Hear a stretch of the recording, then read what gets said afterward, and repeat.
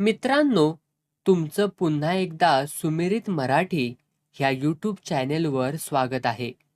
आजची कथा सुरू करण्यापूर्वी जर कोणी ह्या चॅनेलवर पहिल्यांदाच आले असाल आणि अजूनही सबस्क्राईब केले नसेल तर नक्की सबस्क्राईब करा. धन्यवाद. चांगलं उजाडलं.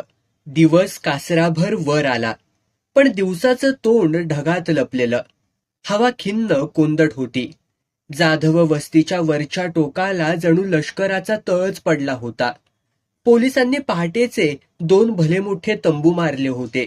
समोर 5-6 काळ्या पोलीस गाड्या तोंडात गुळणी घेतल्यासारख्या उभ्या होत्या. पोलीस अधिकारी हातातल्या केनशी चाळा करीत इकडं तिकडं रुबाबात हिंडत होते. कमरेच्या पिस्तुलांची ऊब त्यांच्या तोंडावरती फाकली होती.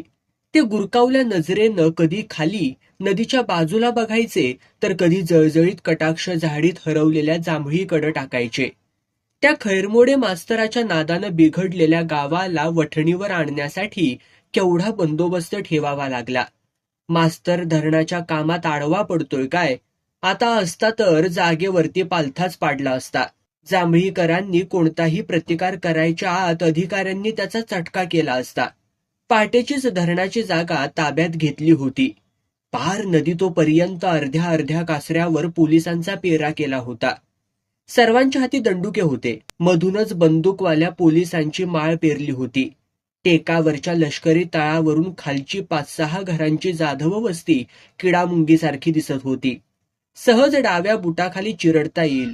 भडवे विकासाच्या कामांना खीळ घालतात काय? उजाडता उजाडता जांभळीकरांनी उगवतीचा ओढा ओलांडला. प्रत्येकाच्या बगलेत 4 दिवसांच्या भाकरी होत्या. अंगा खांद्यावर चिलीपिली होती. वेचक माणसं तालुक्याला कोंडल्यानं जास्तीत जास्त आयामायांचाच भरणा होता. ओढ्याची दरड ओलांडली आणि हिरव्या पानांच्या गर्दीतून गावानं समोरच्या टेकाकडं बघितलं. धरणाच्या जागेवर मिलिटरी उतरली वाटतं. पोटात कालवा झाला. दहीवर तुडवीत सारी पळत पुढं जाधव वस्तीकडं निघाली. तेवढ्यात जाधवाचा वशा आडवा आला. घाम्या घुम होऊन सांगू लागला, फक्त ह्या माळावर पोलीस हायती असं नव्हं. रात्रीच्या 4 गाड्या जांभळीतून पलीकडं मावळतीच्या वड्याच्या बी पुढं जाऊन उभ्या राहिल्या हायती. धरणात बुडणारी वरची गावं बिबेवाडी, कातोडवाडी, फणसावड, इरलेवाडी, साजुली आणि जांभळी खुर्दची धरणग्रस्त ऐनवेळी जांभळीच्या मदतीला धावू नयेत म्हणून सरकारनं सापळा लावला आहे. साहेब लोक ट्रक भरून काडतुसं घेऊन आलेत. केव्हाही गोळीबार सुरू होईल. सरकार आता हटणार नाही. जांभळीकर हळहळले. घरातून बाहेर पडायला उशीर झाला. सरकारनं डाव साधला. एकदा धरणाची जागा बळकावली असती तर कोण काय करणार होतं? आज सोबतीला खैरमोडे गुरुजी आणि तरणी पोरं असती तर या बंदुकांना कोण भीक घालतो? बायका पोरांचा बावरलेला लोंढा इकडे तिकडे बघीत मुंगीसारखा वस्तीकडे सरकू लागला. जसा गावकऱ्यांचा लोंढा वस्ती जवळ आला तशा पलीकडच्या वाटेनं 2 पोलीस गाड्या रॉय रॉय करीत आडव्या आल्या. वस्ती बावरली. गाडीवरचा माईक कोकलू लागला, पुढं पाय टाकू नगासा, तिथंच थांबा सगळीजण. 144 कलम लावलंय, अटक होईल, गोळीबार होईल. भांबावलेली बायका पोरं जिथल्या तिथं थबकली. पवाराच्या बाबूला राहावेना. तो उसळी मारून पुढं झाला. डरकाळी फोडीत पोरांना म्हणाला, चला रे चला, काय होतंय तेच बघूया. तेवढ्यात जालिंदर म्हातारा आडवा झाला. बाबूच्या मिनत वाऱ्या करू लागला. बाबू ऐकेच ना.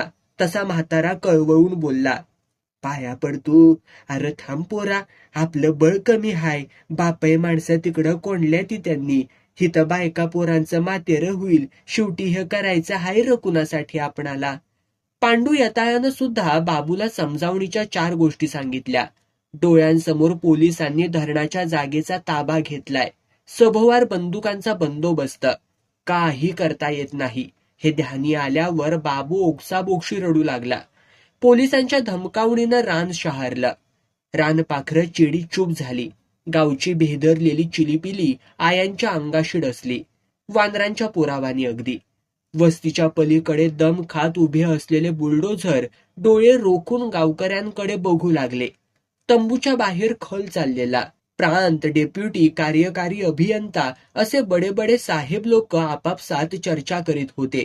पुढचं जाळं शिताफीनं कसं टाकायचं याचा खल चालला होता. पोलीस इन्स्पेक्टर बोलले, कडवा विरोध करू शकेल असं गावात कोणी उरलेलं नाही आता. फक्त स्त्रिया आणि मुलं. वाण जांभळीला सहज वटणी आणू. धरणाची जागा साफ झाली की कोण विचारतोय त्यांना? इंजिनियर बोलले. आणि जागेवरची ही वस्ती? त्या खालच्या केळी पेरूंच्या बागांचं काय करायचं? एका अधिकाऱ्याने विचारलं. ती केव्हा संपादन झाल्या? सरकारचं नाव आलं आहे दप्तरी. इंजिनियर बोलले. मसलत चालूच होती. तंबूतल्या वायरलेसवरच्या हवालदाराच्या हाक्या बाहेर ऐकू येत होत्या. तितक्यात समोरून एक फटफट आली. त्यावरचा माणूस कोणी फुटकळ पुढारी दिसत होता. तो पांढऱ्या कांजीच्या कपड्यातला काटकोळा माणूस बाजूला फटफट करून समोर आला. डेप्युटीनं भुवयात आणल्या. इन्स्पेक्टरनं जांभळीचा सरपंच दत्तू करवंदे असं सांगितलं. दत्तू दोन्ही हात जोडून नमस्कार करीत समोर उभा राहिला. त्याच्या गुळमाट तोंडाकडं बघित डेप्युटीनं विचारलं, काय सरपंच, बांधायचं नवं धरण? सरकारी हुकूम कोण मोडणार साहेब? बांधलंच पाहिजे ते. मग लोकांना समजावीत का नाही तुम्ही? सारं गाव शाळा आहे साहेब. ह्या अडाण्यांना धरण पुनर्वसन म्हणजे काय कळतंय? एकदा हुसकावून दिलं असतं की बसू देत बोंबलत. तो मास्तर म्हणजे खिरीत खराटा. त्याला डांबलयसा ते बेस केलंयसा. सोडूच नका त्याला. सरपंच, तुम्ही सरपंच म्हणून निवडून आला, मग गाव कसं ऐकत नाही व तुमचं? प्रांतांनी विचारलं. निवडणुकीआधी 15 दिवस ते खैरमोडे गुरुजींना मिळाले. निवडून आल्या आणि उलटी टांग केली. इन्स्पेक्टरनी माहिती पुरवली. ही नवी शेरेबाजी सरपंचाला आवडली नाही. दत्तूनं तोंड वाईट केलं. अधिकाऱ्यांनी जेवढी माहिती पाहिजे तेवढी त्याच्याकडून काढून घेतली आणि त्याला बाजूला पिटाळलं. सारे आदेशाच्या वायरलेसची वाट बघित होते. तोच वायरलेसवरचा हवालदार तंबूतून बाहेर येऊन कर्णकर्कशपणे ओरडला. कलेक्टर साहेबांचा मेसेज आलाय, करा कामाला सुरुवात. इशाऱ्याची शिट्टी झाली. वाय करीत बुलडोझर गरजू लागला. आपल्या रणगाड्यासारख्या पट्ट्यांनी रान दाबीत तो गोविंदाच्या बागेकडे सरकला. उंदर बैलानं कुपाटीच्या नांग्या शिंगानं सहज उडवाव्या तसा तो बांध रेटीत बागेत घुसला. डोझरच्या एकाच पात्यानं पेरवीची 8-10 झाडं मुळासकट उपटली आणि बाजूला फेकून दिली. दुसऱ्या पात्यानं जमिनीला दात लावून हसडा मारला. तशी पेरवीची हिरवी फळं मातीत गळून पडली. लेकुरवाया केळी फळामुळासह दणादण उकडून बाजूला पडू लागल्या. बागेचा सत्यानाश चाललेला. आवडा आडवी जाईल म्हणून तिला गावकऱ्यांनी एके जागी दाबून धरलेली. राणा संसारावरून फिरणारा गाढवाचा नांगर तिला रक्तबंबाळ करीत होता. ती मोठ्यानं बेरडू लागली, बोंब मारू लागली. पण अजस्त्र गुरगुरत्या यंत्राला मन नव्हतं. डोझर बागेवरती एकसारखे हल्ले चढवीत होता. बघता बघता निम्मी बाग उजाड पडली. तशी चवताळलेल्या आवडाईनं पुढे उसळी मारून झेप घेतली. ती तशीच पुढं धावली आणि चालत्या डोझरवर चढली. तिनं ड्रायव्हरची गचोरी धरली. तसं ड्रायव्हरनं खडाक करून महायंत्र बंद केलं.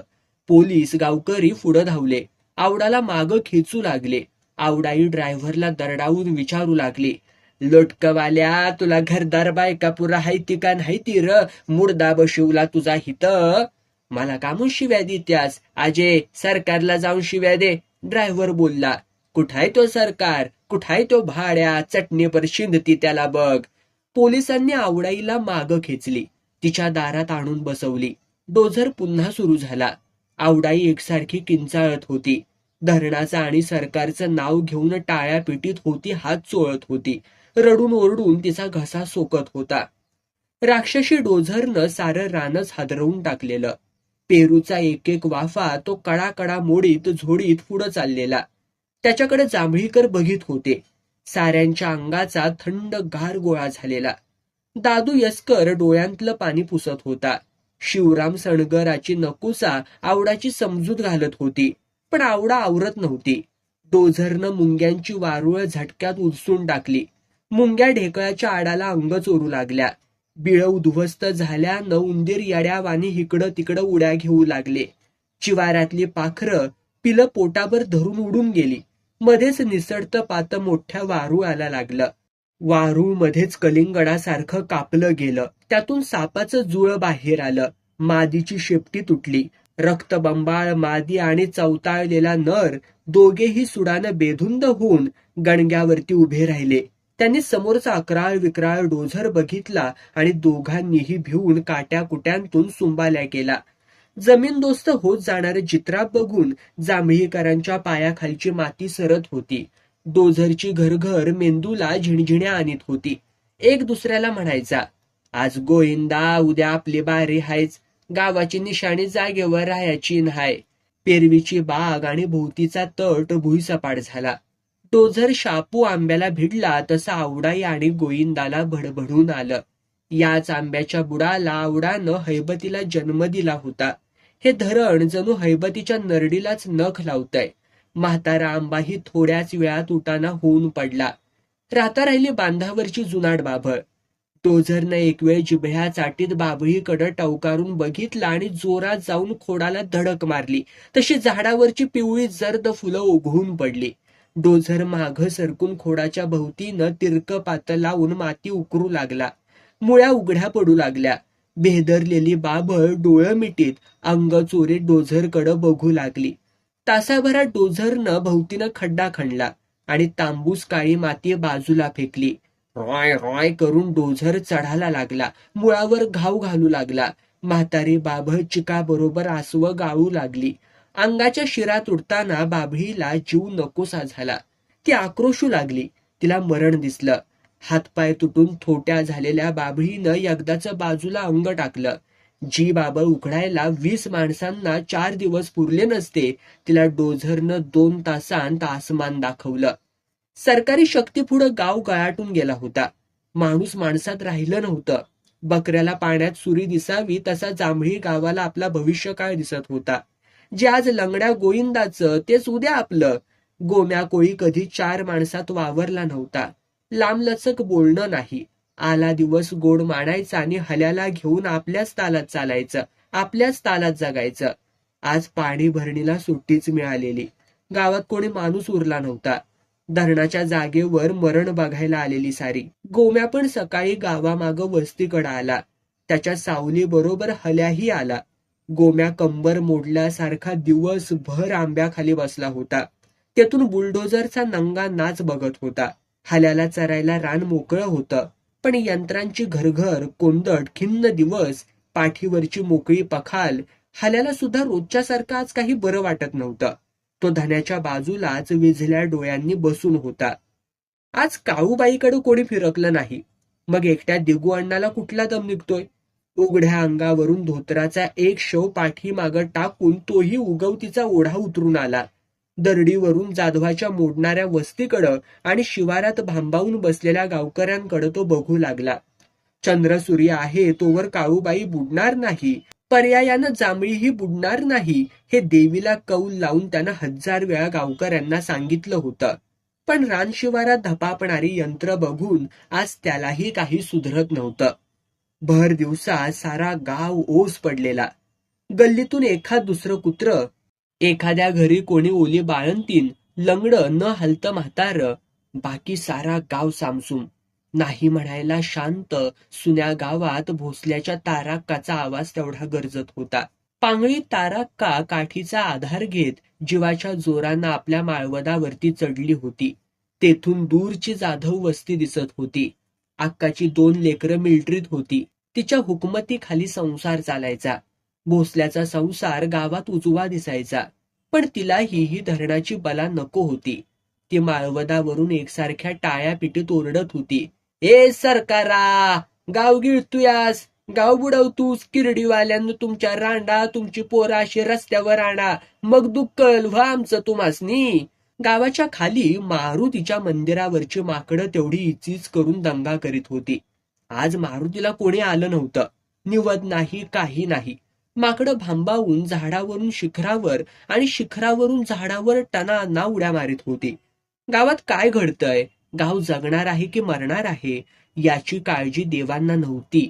लाडूबा, काळूबाई, मारुती आणि जाधवाच्या वस्तीवरची तामजाई सुद्धा डोळ्यांवर कातडं ओढून आणि कानावरती हात ठेवून गप्प होती. बाभळीचा बाक ओढून डोझर पुढं सरकला. वाटेतली विहीर त्यानं बुजवून टाकली. बांधवडीचा झाडझाडोरा जागेवर ठेवला नाही. आवडाईच्या हंबरण्याला अंतच नव्हता. सारा गाव शिवार तिच्या बरोबर गदगदून गेला होता. हडळीच्या विहिरीजवळ आंबा धरून लंगडा गोविंदा अंग गाळून बसलेला. त्याचं सारं अंग आक्रंदत होतं.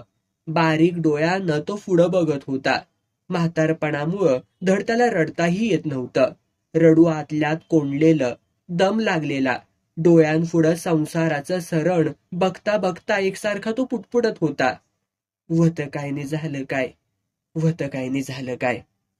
डोझरची घरघर नदीकडं सरकत होती. तोवर टेकडाकडं ही घरघरू लागलं. गावकरी बघतात तर सुळे काढून दुसरा डोझर खाली उतरला. जिभल्या चाटीत गोविंदा आवडाच्या घराकडं बघू लागला. गावकऱ्यांचा घोळका पुढं सरकला. आवडाई तीरासारखी पुढं धावली. अधिकाऱ्यांना कळवळून विचारू लागली, वादी दुश्मनांनो, काय ठरवून आलायसा तुम्ही? धरणाच्या पायामध्ये हे तुमचं घरही येतं. आजच पाडायचा हुकूम आहे. चला, सामान बाहेर काढा गपचूप. आवडाई मटकन खाली बसली. तिच्या परड्यात डोझर सुरू झाला. कोंबड्यांचा कलकलाट वाढला. त्या इकडं तिकडं फडफडत उड्या घेऊ लागल्या. हैबतीनं हौसेनं लावलेली नारळाची इवली इवली 4 रोपं डोझरच्या अंगाखाली चिपाड होऊन पडली. गेवड्याचा वेल अंगभर शेंगांसह मातीत मिसळला. एका झटक्यात तुळशी वृंदावन जाऊन बाजूला पडलं. आवडाईनं फौजदाराच्या अंगावर धावण घेतलं. तुम्हासनी बायका पोरं घर संसार काय हाय का नाय? का धरल्यास आमची पाठ? आज्जे, हे घर संपादित झालंय. पैसे मंजूर आहे ते तुझ्या नावावर. वाद्यांनो, माझ्या धन्यानं जीवाचा रगत भात करून बांधलेलं माझं घर तुमच्या 4 चौल्यांसाठी मोडू वय? डोझर थांबेच ना. आवडाई हटेना. गावाला गटांगळ्या स्पष्ट दिसत होत्या. भोसल्याचा म्हाक्या पुढं झाला. आवडाईला समजावीत बोलला, आता तंडून काय उपयोग? काय थांबणार आहे व्हय? आम्ही साहेबांच्या पाया पडतो. 2 तासांची मुदत घेऊ मागून. गाव हाय तुझ्या सोबतीला. घरातलं सारं सामान बाहेर काढू. सुई दोऱ्यापासनं खापरी पातूर सारं बायाजवार ठेवू. ऐक माझं, जिद नको करूस तू. आवडाईनं डोळं पुसलं. होकार दिला. डोझर थांबला. आवडा पदर खोचून कामाला लागली. निम्म गाव मदतीला धावलं. पोरांनी अंडील बैलाची जोडी गाय म्हशी सोडल्या आणि दुसरीकडे नेऊन झाडाबुडी बांधल्या. म्या म्या करणारी शरड ही दुसरीकडे बांधली. साऱ्या कोंबड्या हाती लागल्या नाहीत. भांड्यांनी भरलेली पोती झाडाखाली चालली. वाकळा, चादरी, जेन, कुळव, पाट, खोरी, शिळवाट, चाबूक, सापत्या, खुराडी, इळ, दोऱ्या, घागरी, हंड, झुली सारं सारं उघड्यावर चाललं. आवडाईनं शिक सोडलं आणि तिचं काळीच सरकलं. बुट्टी ज्वारीची भाकरी, खरडा आणि म्हाताऱ्याचं आवडतं वांग्याचं भरीत तसंच होतं. आवडाई कळवळली, देवा दुश्मना, ह्या या टायात माझा म्हातारा रात्रीपासून उपाशीच हाय की ग. जांभळीनं ठरवलं, लंगड्या गोविंदाचं जेवढं वाचवता येईल तेवढं वाचवायचं. गेल्याच साली पुढची आणि मागची भिंत भाजीव विटांनी बांधून काढली होती. त्याला चुन्याचा आणि तालमीतल्या लाल मातीचा रंग दिलेला. दाराला तोरण बांधण्यापूर्वीच आता हे सारं पाडायचं. पोरं भिंती उकरून एक एक वीट बाजूला नेऊन ठेवू लागले. काही जणांनी आड्यावरची तांबडी मंगरुळी कौलं काढायला सुरुवात केली. विहिरीकाठी बसलेला म्हातारा एकटक घराकडं बघित होता. गेल्याच वर्षी तर मंगरुळी कौलं पसरली होती आड्यावर. त्या आधीची हातकौलं दर पावसाळ्यात गळायची. तेव्हा आवडाई गोविंदाला चिडवीत लाडानं म्हणायची, काय माझ्या बाला दुर्बूस सुचल्या आणि त्यानं मला ह्या गावात दिली. माणसाला मोड फुटावता असा हितला पाऊस. घराचं पाख तरी सांडवून घ्या की. गोविंदानं मनात जिद्द धरलेली. एक ना एक दिवस मंगरुळी कौलं चढवीन आड्यावर. जेव्हा कौलं बसली तेव्हा म्हातारा स्वतःवरती खुश होऊन 4 दिवस हसत होता. आड्यासाठी कोणती लाकडं वापरली, बांधावरची की डोंगरातली, फळ्या कशा काढल्या, रिपा कशा जोडल्या, सारं आठवत होतं म्हाताऱ्याला. आडं खाली उतरलं गेलं. घरातलं सारं सामान बाहेर निघालं. मधल्या मातीच्या भिंती राहिल्या. गावकरी बाजूला सरले आणि डोझरनं पुढे मुसंडी मारली. भिंती धडाधड कोसळू लागल्या. सगळीकडं धूळधान झाली. म्हाताऱ्याला घराची जागाही दिसेना. तो मनाशी बोलला, आता कुठल्या परदेशात जायचं काय काड्यावानी. निदान गाढवं सुपतीला असती तर तरी किती बेस झालं असतं. गोविंदाचं डोळं पाझरलं. त्यानं मुंडासं काढून डोळ्यांना लावलं. तो कळवळू लागला, काळूबाई, काय वतनी काय ग झालं ह्य, काय वतनी काय झालं. दिवसभर डोझरनी हैदोस मांडला. आल्याडची धरणाची जागा पुरी मोकळी केली. मावळत्या उन्हात रानमाती उदास होऊन पडली. आवडाईनं आजची रात्र सकू जाधवाच्या सोप्याला काढायची ठरवलं. ती स्वयंपाकाची भांडी लावू लागली. मध्येच आवडाई बाहेर आली आणि तिची नजर घराची जागा शोधू लागली. उद्या हैबती कोणवाड्यातून सुटून आला म्हणजे त्याला आपलं म्हणून कोणाचं घर दाखवू? कुठं उडालं त्या आड? कुणी गिळल्या त्या भिंती? घराची जागा साप स्मशानासारखी झाल्या. जांभळीकरांची तिथेच मीटिंग झाली. गुरुजी आणि गावातली बाकीची सारी माणसं कैदेतून सोडवायची, वकील द्यायचा. ह्या आक्रमणात गुरुजींशिवाय दुसरं कोण मार्ग दाखवणार? बैठक संपली. माणसं हळूहळू जांभळीकडं परतू लागली. बाहेर अंधुक होऊ लागला. आवडाईच्या निम्म्या कोंबड्या उडून गेलेल्या, त्या शोधायसाठी ती धावपळ करू लागली. इतक्या आवडाईला कसलीशी सय झाली आणि ती किंचाळली, माझा म्हातारा कुठाय? माझा म्हातारा कुठाय? गावकरी खोळंबले. बावरून इकडं तिकडं बघू लागले. आवडाईचा धीर सुटला. ती कारभारी अशा अंधारात हाका देऊ लागली. म्हाताऱ्याचा दुम लागेना तसे सारेच हबकून गेले.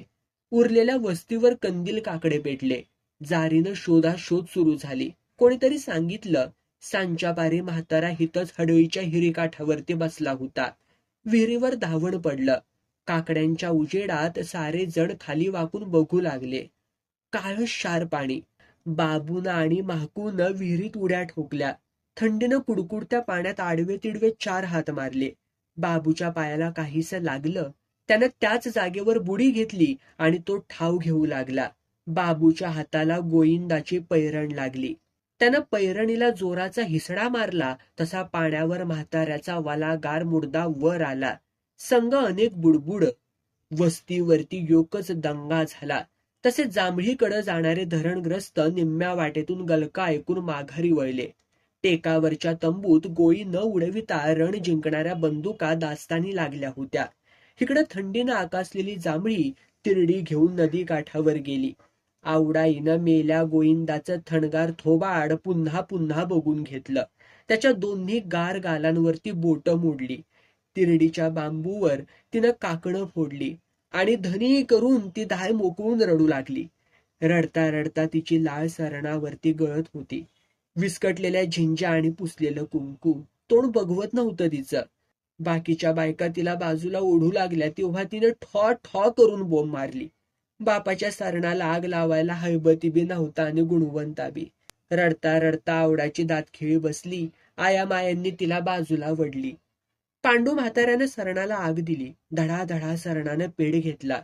सरणावर शेणकुट टाकता टाकता उम्या सुतार बोलला, ह्या धरणानं बाग काढला. आता गाव संपलं. गाव मेलं आपलं. तसं नाही गड्या. डोळ्याचं गळतं पाणी पुसत पांडू म्हातारा बोलला, आता गावानं उभी जिनगानी रडत कुठत काढायची. साऱ्यांनी पेटायचं त्या ह्या सरणासारखं. गावाला सरण मिळालं पर मरण नाही. एक गोविंदा होता पुण्यवंत म्हणून सुटला रांगडा गडी.